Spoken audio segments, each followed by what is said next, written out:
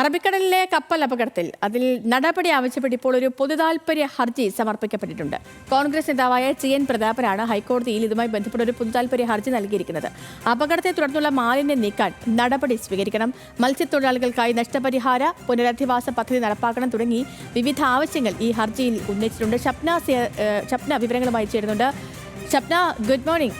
ഇതിപ്പോ ഈ കപ്പൽ അപകടം അത് സംസ്ഥാന ദുരന്തമായി അടക്കം പ്രഖ്യാപിച്ചിട്ടുണ്ട്. പക്ഷേ അപ്പോഴും ഈ തീരങ്ങളിൽ മത്സ്യബന്ധന ഉപജീവനമായി നടക്കുന്നവരെ പോലും വലിയ രീതിയിൽ ബാധിക്കുന്നുണ്ട് ഈ ദുരന്തം. കാരണം ഇതിലുണ്ടായിരുന്ന സാധനങ്ങളൊക്കെ അത്രമേൽ ഈ ഗുരുതരമായ പാരിസ്ഥിതിക പ്രത്യാഘാതങ്ങൾ ഉണ്ടാക്കുന്നതാണെന്നുള്ളൊരു മുന്നറിയിപ്പൊക്കെ കപ്പൽ കമ്പനി തന്നെ നൽകിയിരുന്ന ഒരു സാഹചര്യത്തിൽ ഇപ്പോൾ ഈ പൊതുതാൽപര്യ ഹർജിയിൽ പറഞ്ഞിരിക്കുന്ന കാര്യങ്ങൾ എന്തൊക്കെയാണ് CN പ്രതാപൻ?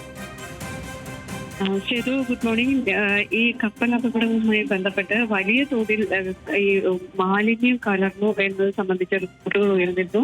അതോടൊപ്പം തന്നെ വലിയ തോതിൽ ആരോഗ്യത്തിന് ഹാനികരമായ രീതിയിലുള്ള പ്രശ്നങ്ങൾ ഉണ്ടാകാൻ സാധ്യതയുണ്ട് എന്ന രീതിയിലൊക്കെ വാർത്തകൾ വരികയും ആ രീതിയിലൊക്കെ പ്രചരണങ്ങൾ നടക്കുകയും ചെയ്തു. ഈ ഒരു സാഹചര്യത്തിലാണ് കോൺഗ്രസ് നേതാവ് TN പ്രതാപൻ ഈ കപ്പൽ അപകടത്തെ തുടർന്നുള്ള മാലിന്യം നീക്കം ചെയ്യാൻ നടപടി സ്വീകരിക്കണം എന്നാവശ്യപ്പെട്ട് ഹൈക്കോടതിയെ സമീപിച്ചത്.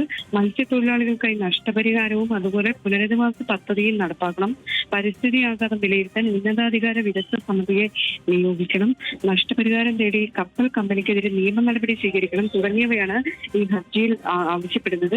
ചീഫ് ജസ്റ്റിസ് അധ്യക്ഷനായ ബെഞ്ചായിരിക്കും ഈ ഹർജി പരിഗണിക്കുക. ഒരു പക്ഷേ ഇന്ന് കോടതിയുടെ പരിഗണനയ്ക്ക് എത്തിയേക്കും.